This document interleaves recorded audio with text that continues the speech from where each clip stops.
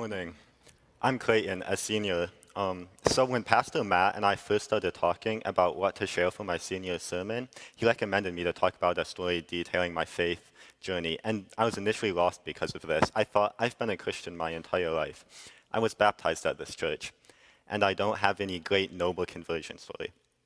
But later I realized just how much my faith has changed from elementary school when I practiced religion just because it was customary and everyone else did it, to high school and now I read about different theologians' thoughts for the sake of it. Throughout my years at my Christian elementary school, I didn't really see God as much as I do now.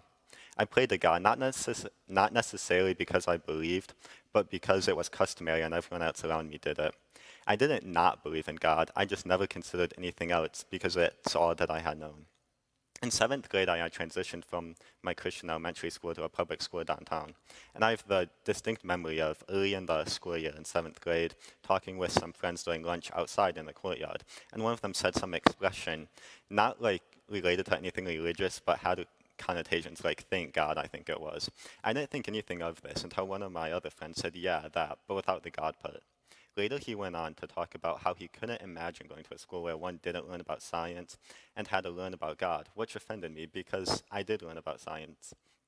At this point, I was kind of in shock by having my beliefs that had been supported my entire life be scrutinized in such a casual setting.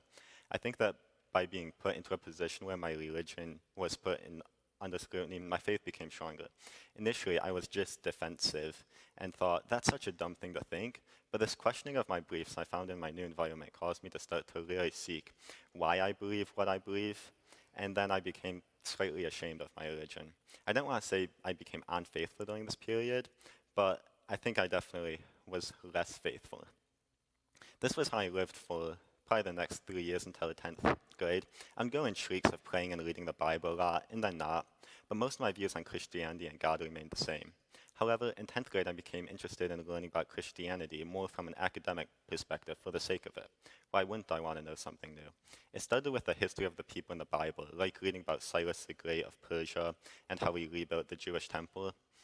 Later, I delved into the works of various theologians and philosophers who dealt with fundamental questions about religion. A specific moment I remember is reading about Leibniz's claim that the best of all possible worlds in response to why a perfectly good, all-powerful, all-knowing God would permit evil. Leibniz's argument that this world is the best of all possible because God wouldn't create anything not perfect resonated with me and intrigued me, which eventually led to me finding his response to the question, why does anything exist at all? Everything must have a cause, so if there's nothing before God created Earth, then what caused it? Leibniz claimed that it was God that's the cause because he's a necessary sufficient reason for everything. This changed my perspective on God because I had previously been preoccupied with the descriptions of God's personality, character, and intentions, but I began to view God in a more general sense and was less concerned with trivial details. If the logical foundation for the universe rested upon the existence of God, then skepticism seemed unreasonable. This realization freed me from the confines of doubt, like affirming the rational basis for my belief in God. The idea that I'm basing my faith off of reason is something that I'm still conflicted by because it just feels wrong to require reason for something I can't understand. My whole life I've been told that I should believe in God by faith alone and I don't need proof, which I agree with.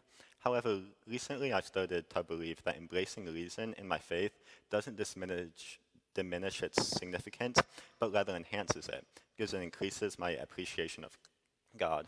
To summarize my faith journey, it's been a path of discovery and growth. From my early years attending elementary school where faith felt more like a cultural norm than a personal motivation, to the transition to a public school environment where my beliefs were questioned and scrutinized. I've encountered a variety of experiences that have shaped my understanding of God and Christianity. Exploring works by people like Leibniz and Spinoza caused me to think critically about the foundations of my beliefs and to see God in a broader, more abstract light. These challenges were put in place by God to teach me a lesson, and I'm thankful for it. Amen.